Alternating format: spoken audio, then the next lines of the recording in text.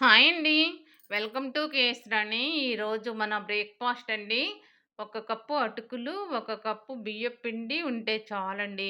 చాలా టేస్టీగా, చాలా స్పైసీగా గూడా చేసుకోవచ్చు. చాలా అంటే చాలా బావుంటాయండి టేస్ట్. స్నాక్స్ లాగా గూడా తినొచ్చండి వీటిని. అంత బావుంటాయి. ఇప్పుడు అందుకోసం ఏమేం కావాలంటే ముందు ఒక బౌల్ తీసుకొని కప్పు అటుకులు పోసేసుకోండి. ఆ అటుకులనులో డస్ట్ ఉంటుందండి. మనకు కనిపించని డస్ట్ ఉంటుంది. బాగా శుభ్రంగా 2 సార్లు లేదా 3 సార్లు శుభ్రంగా వాటర్ పోసేసుకొని వాష్ చేసేసుకోవాలి. శుభ్రంగా కడిగేయండి. ఏళ్ళుతో ఇలా కదిలిస్తూ ఉంటే లోపల మురికి కూడా వచ్చేస్తుంది వాటికి. అంతా మురికి పోయే వరకు ఇలా కడిగేసేయండి. 2 సార్లు లేదా 3 సార్లయినా పర్లేదు కడిగేసేయండి. అలా కడిగేసిన ఆ అటుకుల్ని నీళ్లు శుభ్రంగా ఉంచేస్తే ఇలా ఉంటాయి గదా! ఇప్పుడు 2 టేబుల్ స్పూన్‌లు వాటర్‌ని చల్లేసేయండి పైన ఇలా. అలా చిలకరిస్తే ఆ తేమకి నానిపోతాయండి. ఒక అర్ధగంట ఒక 5 మినిట్స్ పక్కన పెట్టేసేయండి. 5 మినిట్స్ తర్వాత ఇలా కలిపేసేయండి. ఒక మిక్సింగ్ బౌల్ తీసుకొని అటుకులు మొత్తం బౌల్‌లోకి వేసేసుకొని బాగా నలిపేసేయాలండి. ఇలా వేళ్ళుతో నలిపేసుకుంటూ కలిపేసేయాలి. ఇవి అంత మెత్తగా ఏమి అవ్వదు. పలుకులు పలుకులుగానే ఉంటుంది. అలా కలిపేసుకుండేయాలి. అలానే ఉండాలి. ఇప్పుడు ఏ కప్పుతో అయితే అటుకులు తీసుకున్నామో, అదే కప్పుతో బియ్యపు పిండి కూడా పోసేయండి. ఒక కప్పు అటుకులకి, ఒక కప్పు బియ్యపు పిండి. ఇప్పుడు ముందుగా నానబెట్టుకున్న పచ్చిశనగపప్పు ఒక 2 టేబుల్ స్పూన్‌లు పచ్చిశనగపప్పు కూడా వేసేసుకోండి. సన్నగా తరిగి పెట్టుకున్న కరివేపాకు కూడా వేసేసుకోండి.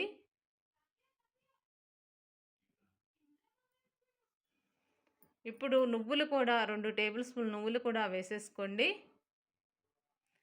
ఒక పెద్ద సైజు ఉల్లిపాయను కూడా సన్నగా కట్ చేసుకొని వేసేసుకోండి. పచ్చిమిర్చి మీకు స్పైసీకి తగినట్లుగా పచ్చిమిర్చి తీసుకొని వాటిని కూడా ముక్కలుగా కట్ చేసుకొని వేసేసుకోండి. ఒక క్యారెట్ అండి ఇలా సన్నగా తురిమి పెట్టుకోండి. ఒక క్యారెట్ తురిమాను నేను. క్యారెట్ తురుము కూడా వేసేసుకోండి. జీలకర్ర ఒక హాఫ్ టేబుల్ స్పూన్ వేసుకోండి. టేస్ట్‌కి సరిపడా సాల్ట్ వేసేసుకోండి. ఇప్పుడు ఇదంతా ఈ పిండి మొత్తం కలిసేలా బాగా కలిపేసుకోవాలండి. మనం చపాతీ పిండి ఎలా కలుపుతామో అలా కొంచెం కొంచెంగా వాటర్ పోసుకుంటూ మనం చపాతీ పిండిలా ముద్దలా కలిపేసుకోవాలండి. అలా కలుపుకున్న తర్వాత ఇలా స్టవ్ వెలిగించుకొని కళాయి కానీ, పాన్ కానీ పెట్టేసుకోవాలి. కొంచెం ఆయిల్ రాసేసేయండి కళాయికి.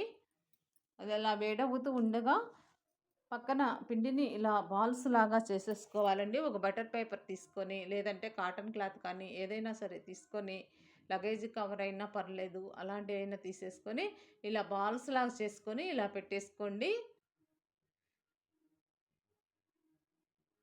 ఇప్పుడు ఒక్కొక్క బాల్స్‌ని ఇలా ప్రెస్ చేస్తూ రౌండ్ షేప్‌లో వచ్చేలాగా చేసేసుకోండి. మీకు అంచులు చిట్లినట్టు అనిపిస్తే ఏళ్ళతో చుట్టూ కవర్ చేసేయండి. ఇలా రౌండ్‌గా రావాలి. ఇప్పుడు కళాయి వేడైపోయింది కదా! ఇప్పుడు ఒక్కొక్కటిగా అందులో వేసేసుకోవాలి. మీకు ఎన్నైతే పడతాయో అన్నిటిని వేసేసుకోవాలి.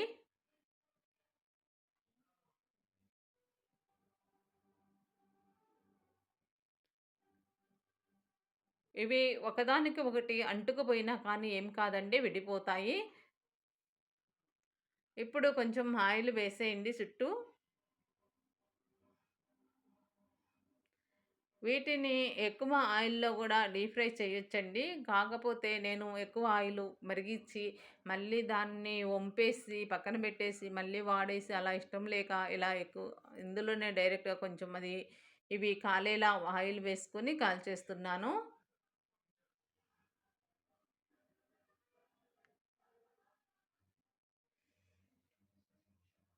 ఇలా కదిలిస్తూ ఉంటే మధ్య మధ్యలో అప్పుడు త్వరగా కాలిపోతాయండి. ఇలా మూత పెట్టేసి ఒక 2 మినిట్స్ తర్వాత మళ్ళీ మూత తీసి చూడండి. 2 మినిట్స్ తర్వాత ఇలా కలిపేసి మళ్ళీ ఒకసారి తిప్పివేసుకోవాలండి. అడుగున కూడా బ్రౌన్ కలర్‌కొచ్చేలా ఉండాలి.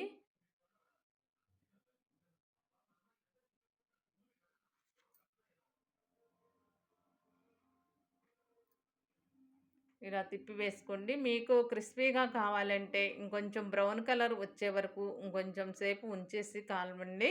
నేను ఇక్కడ మెత్తగా కావాలని తీస్తున్నాను. ఒక్కటి కూడా తునిగిపోకుండా చక్కగా వచ్చేస్తాయండి ఇవి. చాలా బావుంటాయి కూడా తినటానికి. ఇంక ఇవన్నీ ఇలా ప్లేట్‌లో తీసేసుకుందాము.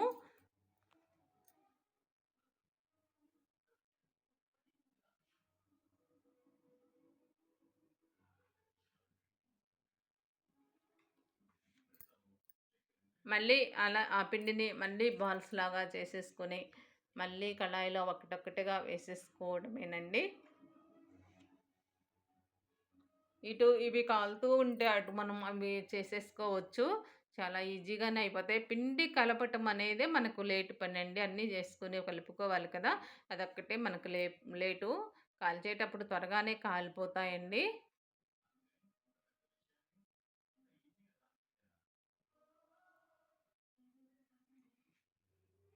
ఇలా తిప్పివేయండి. మీరు బ్రౌన్ కలర్ మీకు క్రిస్పీగా కావాలంటే బ్రౌన్ కలర్ వచ్చే వరకు ఉంచండి.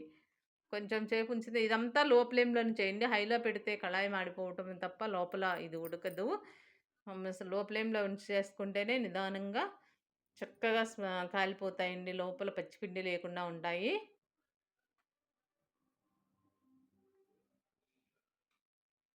ఇంకా మన దగ్గర ఎంత పిండైతే ఉందో, అంత పిండి కూడా ఇలాగే అయిపోయే వరకు ఇలానే చేసేసుకోవాలండి. చక్కగా వస్తున్నాయి. ఏ ఒక్కటి కూడా తునిగిపోవడం, ఇరిగిపోవడం మనగన లేదు. చక్కగా వచ్చేస్తున్నాయి.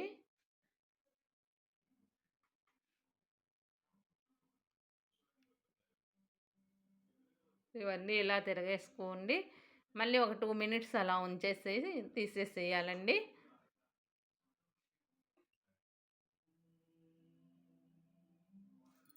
ఓన్లీ 2 మినిట్స్ తర్వాత ఇవి తీసి ప్లేట్‌లోకి పెట్టేసుకోండి.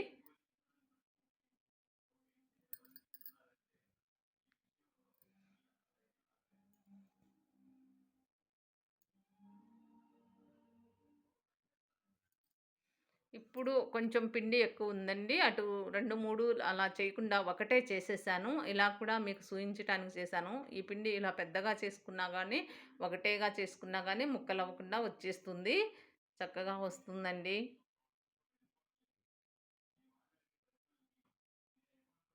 ఇంగ చూసారా? ఇంకంతే అండి. చాలా బావుంటాయి. ఒకసారయితే ట్రై చేసి చూడండి. ఇక్కడ చూడండి క్రిస్పీగా, స్పైసీగా ఎంత బావున్నాయో. ఇవి ఒక్కటి తింటే ఆగలేమండి. ఇంకా ఇంకా తినాలనిపిస్తే అంత బావుంటాయి. తప్పకుండా ఒకసారి ట్రై చేసి చూడండి. చాలా బావుంటాయి. ఇంట్లో వాళ్ళందరూ నచ్చుతారు. రోజు ఒకటే ఫుడ్డు తిని ఇడ్లీలు, దోసలు అలా తిని తిని బోర్ కొట్టేస్తుంది గదా! ఇలా అప్పుడప్పుడు అలా చేసుకుంటే చాలా బావుంటాయండి. మీకు ఈ వీడియో నచ్చితే లైక్ ఇవ్వండి.